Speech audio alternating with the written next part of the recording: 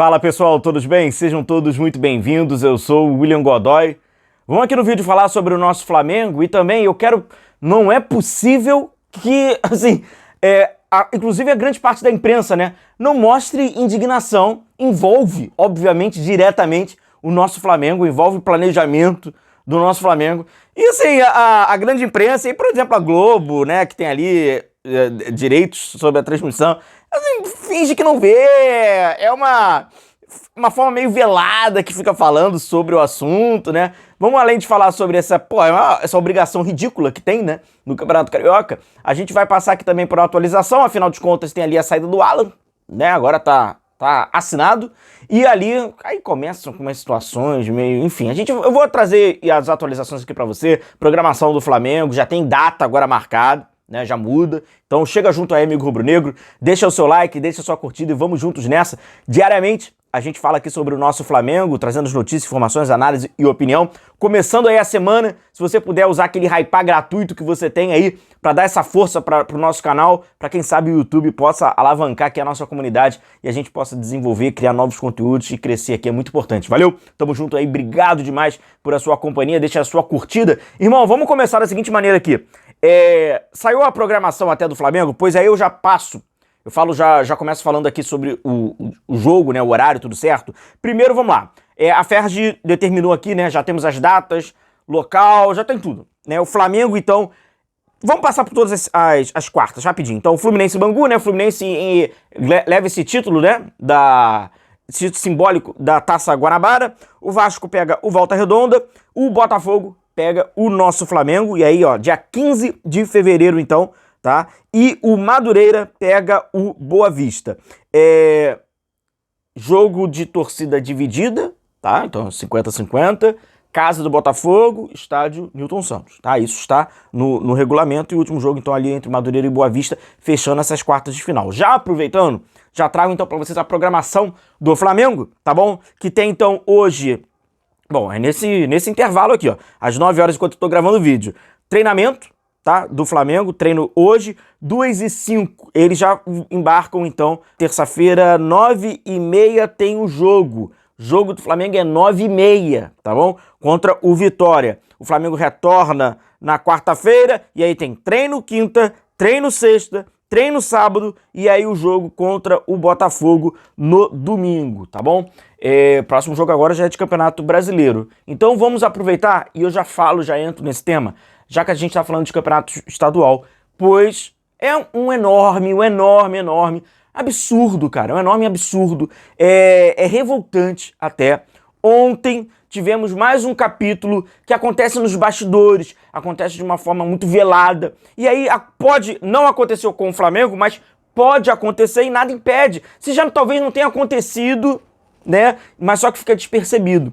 O Botafogo ontem iria enfrentar o Vasco, e pro Botafogo não valia nada esse jogo, né? O Botafogo acabou fazendo uma relação de atletas com um monte de garotos. A lista de relacionados do time do Botafogo tem um monte de garotos, como você pode, eu tô até colocando aqui. Acontece o quê, meu amigo? Tem alguém lá na Ferg que tem que aprovar ou não aprovar qual é o Flamengo que vai a campo, qual é o Botafogo. Cara, que coisa absurda. É uma coisa absurda. É um acordo comercial, unicamente comercial, com as grandes emissoras, por isso que a Globo fica calada, porque ela tá gerando entretenimento, né? Ela pagou, ela escolhe, cara. Tu vê que não há revolta, né? Dos jornalistas que estão, né, que fazem parte do grupo, óbvio, eles devem falar, orienta, meu amigo, fica calado. Aqui fica calado. Não vai ter essa liberdade porque ninguém fala, ou quando fala de uma forma meio que velada, mas se traveste de paladino do futebol brasileiro. Vamos melhorar o futebol brasileiro. A embalagem é essa, mas o conteúdo é mentiroso. Completamente mentiroso. É um conteúdo quase ameaçador, né? Porque o que acontece? O Botafogo botou essa lista de relacionados só com o garoto, né? Um ou outro ali e tal. A Ferg chegou e falou, muda isso aí. É ameaçador. Ou você muda, ou então naquela parte do contrato que tem lá... Eu mostrei pra vocês até, né? Antes do jogo do Flamengo agora com o Sampaio Corrêa, eu mostrei pra vocês o contrato, né? Então o amigo que acompanha aquele nosso vídeo já sabe. Tem lá o que aconselha. Tem que botar jogadores. Aí o Botafogo mudou a lista de relação. Aí você vê, um clube quer... Agora, como também os clubes, eles se curvaram pra isso, né? É lamentável. E aí eu falo sobre o nosso Flamengo, tá bom? Se o Botafogo faz, se o Botafogo... Pô, uma coisa é o seu planejamento... O Flamengo e os outros clubes, eles, em aspas, vendem uma parte do seu planejamento para os direitos de transmissão, pra Globo, paralelamente pra Ferdi. Ele vende.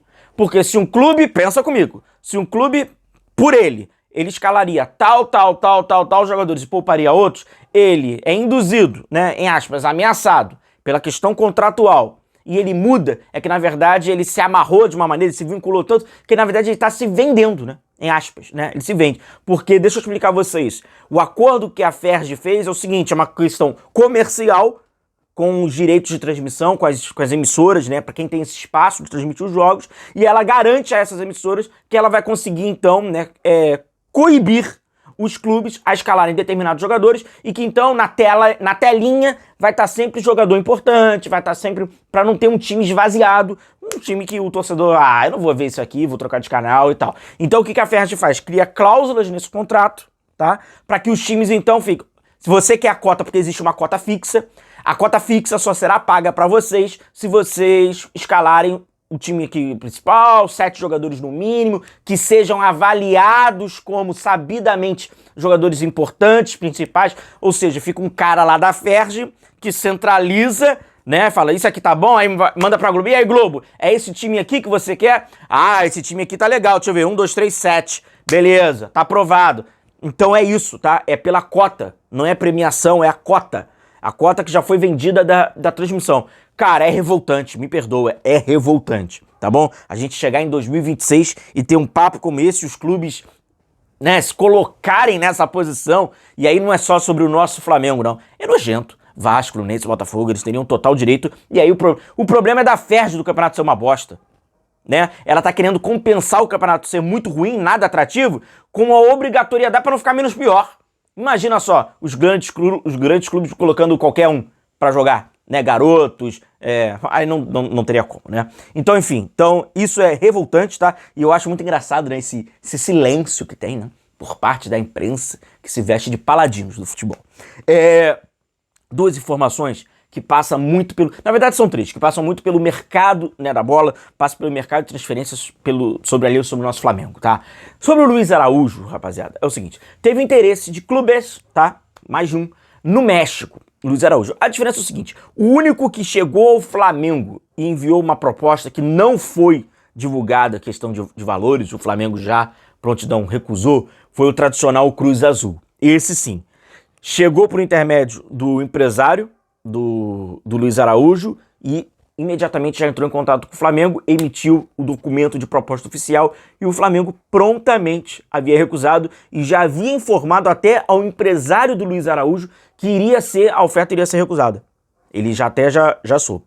E a outra que teve foi uma consulta de outro clube mexicano que foi também no Flamengo só para perguntar sobre valores, possibilidade, disponibilidade. Tá? Não teve consulta e o Flamengo ali, com todo o seu direito, não quis revelar pra gente nos bastidores qual foi o outro clube. Somente ali o Cruz Azul, que a gente tem o conhecimento da proposta, e aí foi uma proposta oficial, tá bom? Então o Luiz Araújo permanecendo ali no Flamengo, recusando, né? O Flamengo recusando a proposta do futebol mexicano.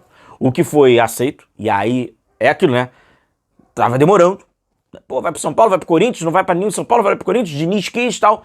O Alan, né? O Alan, então, sendo atleta do Corinthians, é o empréstimo naquele molde que o Flamengo faz, ou seja, o Corinthians vai pagar todo o salário do Alan. Se não pagar, o Flamengo não tem nada com isso, tá? A responsabilidade é porque a gente tem que levantar essa hipótese.